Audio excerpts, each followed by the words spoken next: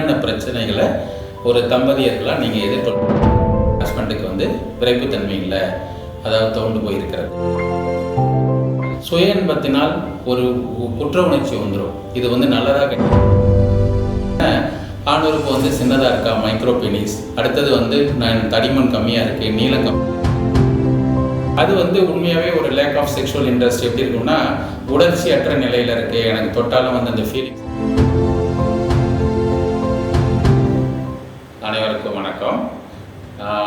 Anbarasan, sexual medicine consultant, doctor Aravind ஐவிஎஃப்லேருந்து இந்த காணொலி மூலமாக ஒரு சில டிப்ஸு நீங்கள் அன்றாடம், அதாவது கணவன் மனைவியான பிறகு, திருமணத்திற்கு பிறகு காமனான செக்ஷுவல் டிஸ்ஃபங்க்ஷன் என்னென்ன பிரச்சனைகளை ஒரு தம்பதியர்களாக நீங்கள் எதிர்கொள்கிறீங்க அப்படிங்கிறத பற்றி இந்த வீடியோவில் சுருக்கமாக சொல்ல போகிறேன்.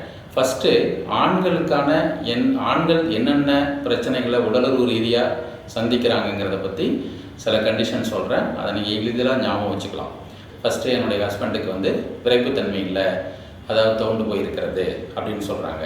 அதுக்கு பேர் விரைப்புத்தன்மை குறைபாடு, அதாவது எரெக்டல் டிஸ்ஃபங்க்ஷன். அடுத்தது வந்து விந்து முந்துதல், அதாவது ப்ரீமெச்சூர் எஜாகுலேஷன். ரெண்டாவது. மூன்றாவது மாஸ்டர்பேஷன் கில்ட் சிண்ட்ரோம் சொல்லுவோம். அது என்ன அப்படின்னாக்க, சுய இன்பத்தினால் ஒரு குற்ற உணர்ச்சி வந்துடும். இது வந்து நல்லதாக கெட்டதான ஒரு குழப்பத்தில் வந்து நிறைய வந்து மிஸ்கன்செப்ஷன், தவறான எண்ணங்கள் மைண்டுக்குள்ளார போச்சுன்னா, இது நல்லதா கெட்டதா அப்படின்னு குழப்பம் வந்ததுனாவே அவங்களுக்கு ஒரு குற்ற உணர்ச்சி டெவலப் ஆகிடும். அதுக்கு பேர் மாஸ்டர்பேஷன் கில்ட்டுன்னு பேர். அதுக்கடுத்தது வந்து ஆணுறுப்பை பற்றிய சந்தேகங்கள். என்னென்ன, ஆணுறுப்பு வந்து சின்னதாக இருக்கா, மைக்ரோ பெனிஸ். அடுத்தது வந்து தடிமன் கம்மியாக இருக்குது, நீளம் கம்மியாக இருக்குது, வளைந்து போயிருக்கிறது. இது மாதிரி குழப்பங்கள். அடுத்தது வந்து இப்போ ஆசையே இல்லாத ஒரு நிலை, அதாவது வந்து உணர்ச்சி எனக்கு வரல, ஆசை இல்லை, லேக் ஆஃப் செக்ஷுவல் இன்ட்ரெஸ்ட்னு சொல்லுவோம். ஹைப்போ ஆக்டிவ் செக்ஷுவல் டிசைர் டிசார்டர்னு சொல்கிறது. அடுத்தது வந்து deviation from the normal sex, அதாவது என்னென்னா பேரஃபிலியாஸ், அதாவது நார்மலான உடலிலிருந்து ஒரு மாறுபட்ட நிலைக்கு அவங்க மனசு வந்து தாவிக்கிட்டே இருக்கும். அதாவது பீடோஃபிலியான்னு சொல்லுவோம், குழந்தை சில்ட்ரன்ஸோடைய செக்ஷுவல் அந்த அப்யூஸ் போகிறது. அடுத்தது டிரான்ஸ்வெஸ்டிசம், ஃபெச்சிசம் அப்படின்னு சொல்கிறது நிறைய இருக்குது அதில். அடுத்தது வந்து எக்ஸசிவ் வாட்சிங் ஆஃப் போனோகிராஃபி வீடியோஸ். அது என்ன அப்படின்னாக்க, நிறைய பேர் என்கிட்ட பேஷண்ட் வரவங்க சொல்கிறாங்க, என் ஹஸ்பண்ட் வந்து நைட்லாம் ஃபோனோகிராஃபி வீடியோ பார்த்துக்கிட்டே இருக்காரு அப்படின்னு சொல்லுவாங்க. அந்த கண்டிஷன்லாம் மனநிலையில் உள்ளவங்க. சில பேருக்கு குழப்பம், தாங்கள் வந்து ஆணா பெண்ணா, ஜெண்டர் ஐடென்டிட்டி டிஸார்டர்னு சொல்கிறது.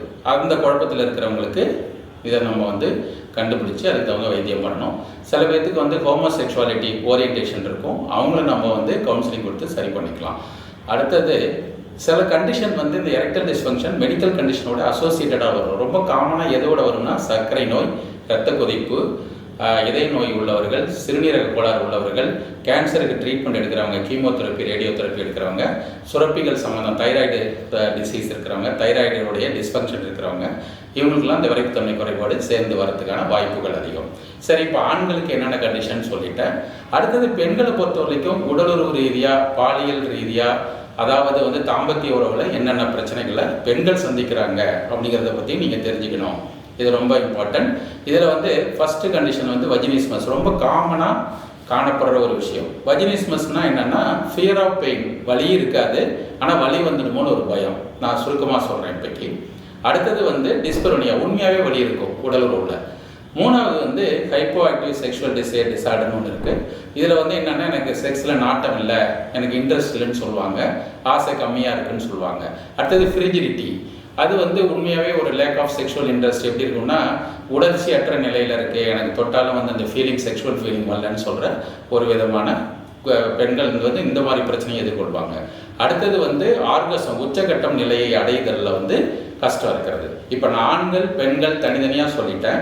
அடுத்தது வந்து பார்த்தீங்கன்னா, தம்பதியராக என்ன பிரச்சனையை வந்து அவங்க எதிர்கொள்கிறாங்கன்னா, அன்கன்சுமேட்டட் மேரேஜ், ஃபெர்டிலிட்டி இஷ்யூ. அன்கன்சுமேட்டட் மேரேஜ்னால் என்னென்னா, ஒரு திருமணமான தம்பதிகளுக்குள்ளார தாம்பத்திய உறவே நடக்காத ஒரு நிலைக்கு பேர் தான் there is no vaginal penetration in the married lifeன்னு சொல்லலாம்.